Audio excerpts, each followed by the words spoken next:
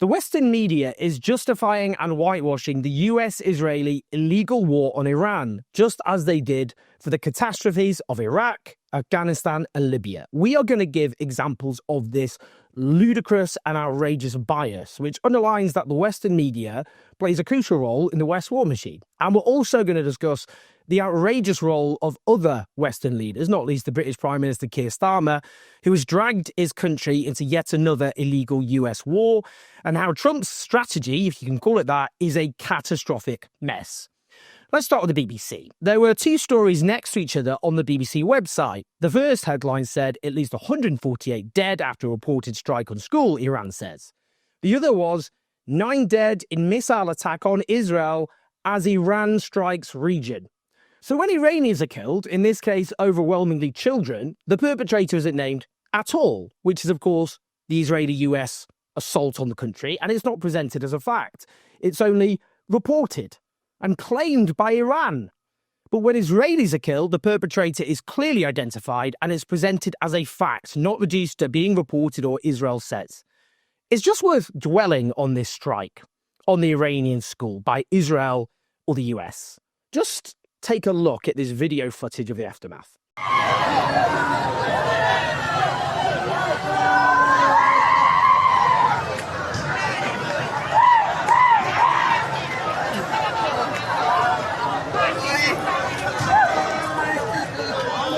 Imagine an Iranian strike had bombed an Israeli school and killed 185, that's the latest death toll, mostly Israeli children. Can you imagine the response? It would dominate every front page and every news bulletin. The faces of the Israeli children who'd been killed would be all over the broadcast news and newspapers, including details humanizing them, like pictures of them playing or being happy with their families. We would hear from their grieving parents. Western politicians would line up one by one to denounce the barbarism of the Iranian regime. But not here, because it's clear whose lives matter and how the crimes of the West and the crimes of its opponents are presented. Let's listen to this from Sky News about an Iranian attack on Israel. And this is what Iran's rage looks like. The town of Beit Shemesh, just a short drive from Jerusalem, was hit by a missile. The explosion flattened a school, a synagogue, homes, and a bomb shelter where dozens had sought refuge. At least 9 are confirmed dead. Listen to how emotive the language is. This is what Iran's rage looks like. Dozens had sought refuge. This is not the coverage you're getting about Israeli attacks on Iran. And can you imagine Sky News talking like this about Israel's slaughter in Gaza? Or take this Sky News headline about the Iranian attack on Beit Shemesh in Israel. The horror story at Beit Shemesh, where an Iranian missile evaded Israel's formidable defences. Can you imagine them putting horror story in a headline about one of the countless Israeli atrocities in Gaza? Or take these New York Times headlines. Strike on girls' school kills 115, Iranian state media says. Iran fires cheap drones into Arab countries, wreaking havoc. The first headline doesn't name the perpetrator and reduces it to Iranian state media says, which immediately sows doubt because, of course, it encourages the reader to think it's regime propaganda. But when it's Iran attacking, then the perpetrator is named, and there is an emotive description, wreaking havoc.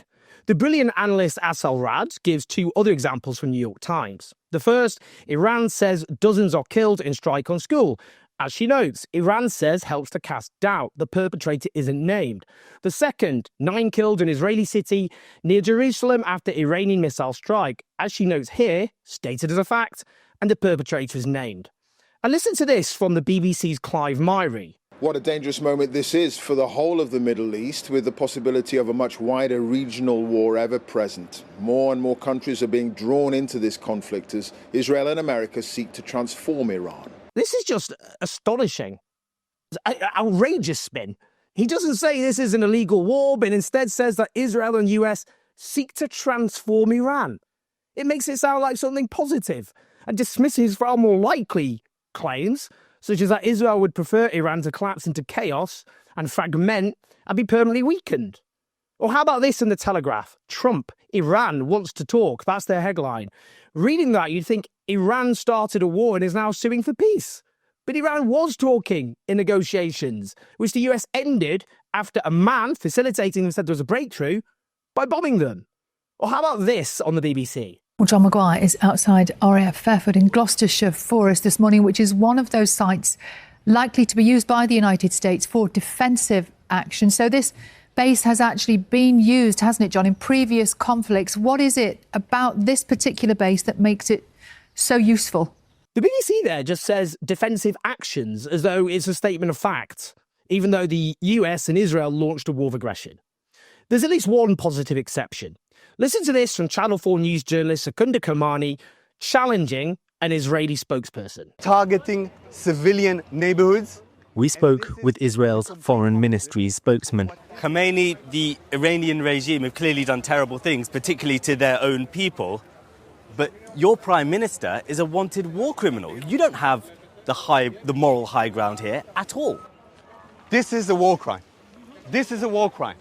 Targeting civilians, and the Iranian regime is targeting not only us in Israel, they are targeting the entire region. What about the 100 or so schoolgirls in Iran that have been killed in a strike there? And this must stop. This must be stopped, and this is what we're trying to do. Yes, next question, please. Bravo. Just to be clear, if that Israeli spokesperson could call this Iranian attack a war crime, given so many civilians are killed, what does he call wiping Gaza from the face of the earth, or as the Channel 4 News journalist correctly asked, killing all those Iranian children? And as the Channel 4 News journalist alludes to, Benjamin Netanyahu has an arrest warrant against him issued by the International Criminal Court, which Britain and many other Western nations are signatory and founding members of, on charges of war crimes and crimes against humanity. That should always be foregrounded in coverage involving, well, not least wars waged by Netanyahu. Let's talk, shall we, about the shamelessness, utter shamelessness of British Prime Minister Keir Starmer. Listen to this. British jets in the air as part of coordinated defensive operations, which have already successfully intercepted Iranian strikes.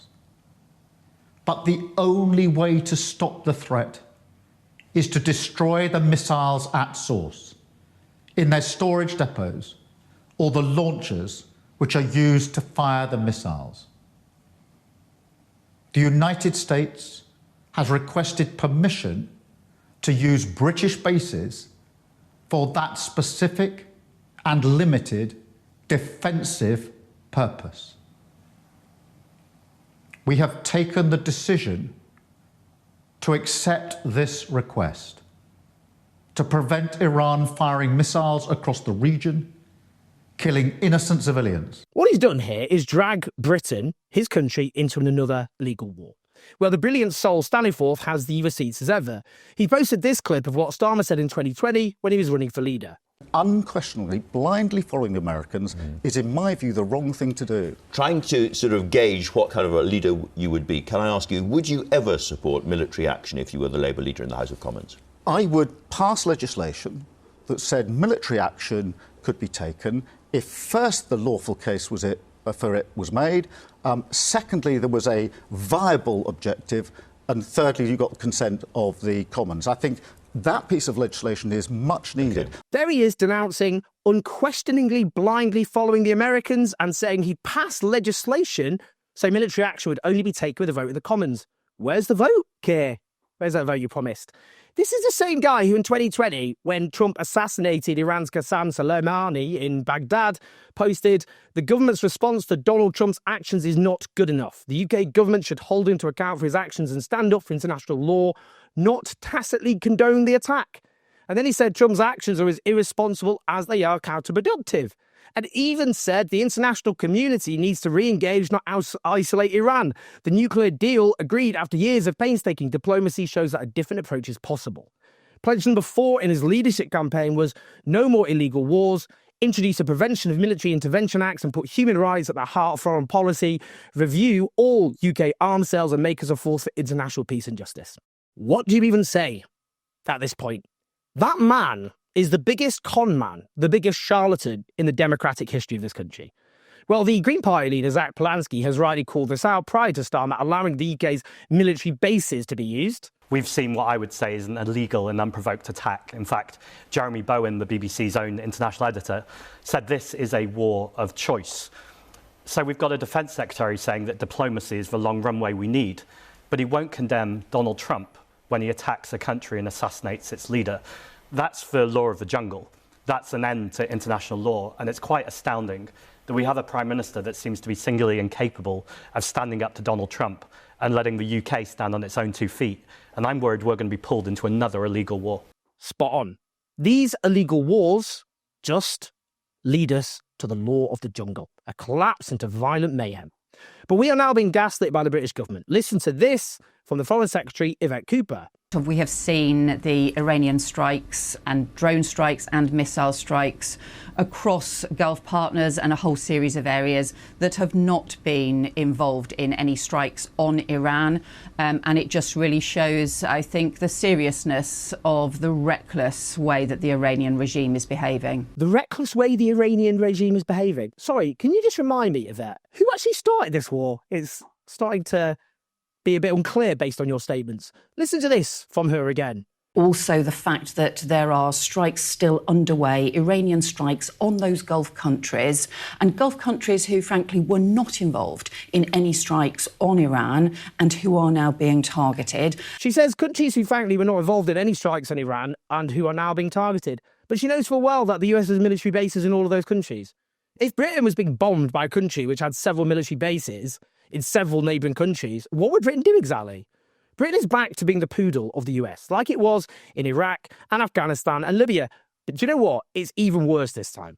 According to the New York Times, Donald Trump, when asked on his plans for a transition of power, said he hoped Iran's elite military forces, including hardened officers of the Islamic Revolutionary Guard Corps, who had held substantial influence and profited from the existing regime, would simply turn over their weapons to the Iranian populace. They would surrender it to the people if you think about it, he said. Well, I'm glad we sorted that out. Piece of cake. Islamic Revolutionary Guard Corps simply hand over their weapons to the people of Iran. Are they going to, I don't know, mail them in, addressed to the people of Iran? Anyway, we don't need any more explanation from that, do we, from Trump? He's clearly thought this all very in a lot of detail, as we can tell. He then went on to say, what we did with Venezuela, I think, is the perfect scenario. What, you keep the regime in place and get a stooge in charge of the gun to their head. This completely misreads what the Iranian regime is with its massive institutionalised structures. As Gideon Rachman, the Financial Times chief foreign affairs commentator, correctly notes, the US-led invasions of Afghanistan and Iraq in 2001 and 2003 underlined the dangers of regime change wars. But those operations look meticulously planned compared to the current US and Israeli assault on Iran. He notes in those cases they deployed ground forces to overthrow the government and introduce a new system. That Trump rejects this, given the terrible precedent. But as Rachman says, the hope seems to be that the decapitation of the Iranian leadership and the destruction of the regime's military might will lead to some kind of organic and spontaneous transition to a new political system without the need for further US intervention. But there is little reason to believe that will work. And note the change in rhetoric from US Senator Lindsey Graham, who had cheered this attack on as regime change. What's he saying now? The goal of this operation is to change the threat, not the regime. When this operation is over, no matter who takes over in Iran, they will not have ballistic missiles to hurt us, Israel, or the region. They will not have the capability to be the largest state sponsor of terrorism, whether it's a cleric or a group of representative of the country where there's an election. It doesn't matter right now. Why is he suddenly no longer talking about regime change? Has there been a reassessment of how this is going to pan out? What about warmonger John Bolton, who served under both George W. Bush and Trump, long an advocate of attacking Iran? Now he's warning that the way Trump is executing it may deepen conflict, create a dangerous power vacuum, and says there could be a lot of turmoil, a lot of bloodshed. They're getting their excuses in early, let's put it that way. Indeed, the polling from Ipsos shows that only 27% of Americans back this war and 43% disapprove. There is normally a rally around the flag effect when these wars begin, but note how there was mass support, unfortunately, for the Iraq and Afghan wars when they began. Not this time. It starts from a position of mass opposition. Listen to this from Senator Mark Warner, who is the ranking member of the Senate Intelligence Committee in the United States. You have access to intelligence that few other people have. The president said in the video he put out that there was a possibility that the Iranians could use missiles that could strike the American homeland. Senior administration officials said that the timing was chosen because they saw intelligence that the Iranians were going to launch preeminent strikes. Did you see any of that information? The Iranians had been working on increasing their military capabilities. And remember, this was supposed to be military capabilities, at least on the nuclear front, that the president himself said were obliterated based upon the strike of 7 months ago. I saw no intelligence that Iran was on the verge of launching any kind of preemptive strike against the United States of America. None. None. So he said, I saw no intelligence that Iran was on the verge of launching any kind of preemptive strike against the United States of America, because this war was sold on a pack of lies. Meanwhile, look at this in Bahrain.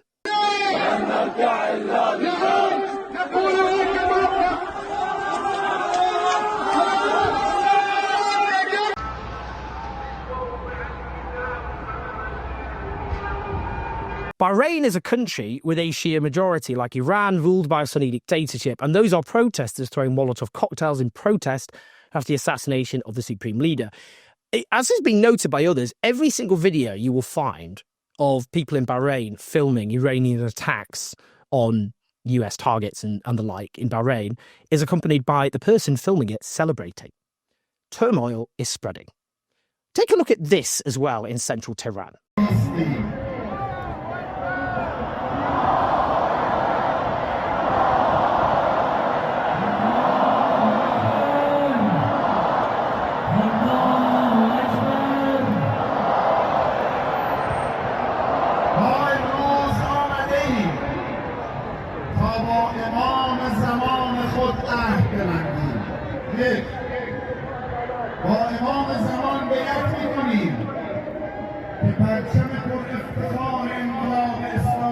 Those are crowds mourning the killing of the supreme leader. Now, the regime in Iran has mass opposition to it. There's no question about that. But the regime has far more support than Saddam Hussein did in 2003, the Taliban did in 2001, and Colonel Gaddafi had in 2011. And all of those examples were catastrophes. And this is a much bigger country, far more diverse in terms of, because there's 93 million people in lots of different ways, so many internal divisions and all the rest of it. It's completely different. The conditions are even more, difficult, if you like, from a strategic position, if we could use clinical language. And those were all catastrophes. Notably, though, let's listen to this from Benjamin Netanyahu. אבל אנחנו מביאים למערכה הזאת גם את סיועה של ארצות הברית, את ידידי, נשיא ארצות הברית דונלד טראמפ, את צבא ארצות הברית, ושילוב הכוחות הזה מאפשר לנו לעשות את מה שאני מייחל לעשות כבר 40 שנה. להכות את משטר הטרור שוק על ירך. כך הבטחתי וכך נעשה. This coalition of forces allows us to do what I have yearned to do for 40 years. Indeed, Benjamin Netanyahu has craved this war on Iran for decades, and he has tried over and over again to get a US president to do what he wants. And until now, no US president's been stupid enough to do it. But now he's got his wish. What we're seeing is an illegal criminal act being perpetrated not just by Donald Trump in Israel, but facilitated by other Western leaders. And we've seen how the Western media is bending over backwards as a propaganda machine for this war. But millions of people know what these wars do. They have learned the lesson the hard way. But unfortunately, that lesson has been learned with the deaths of millions of people and turmoil and chaos. That is the precedent we have. And this particular case, as noted by people who know what they're talking about, involves a less strategy, a more complicated, far more complicated situation. This is a crime of historic proportions. And once again, we are watching our media whitewash it. We're not going to do that here. We're going to tell you the truth. We're going to show you what's actually going on. And we're going to give you interviews with brilliant analysts who will challenge a false narrative. So do stay tuned with us for that if you want to help us with the effort at patreon.com/OwenJones84. You make all of this possible. And do share the video, press like and subscribe. We will speak to you soon, and we will be doing huge amounts of coverage on this terrible crime, which is being cheered on by most of our media.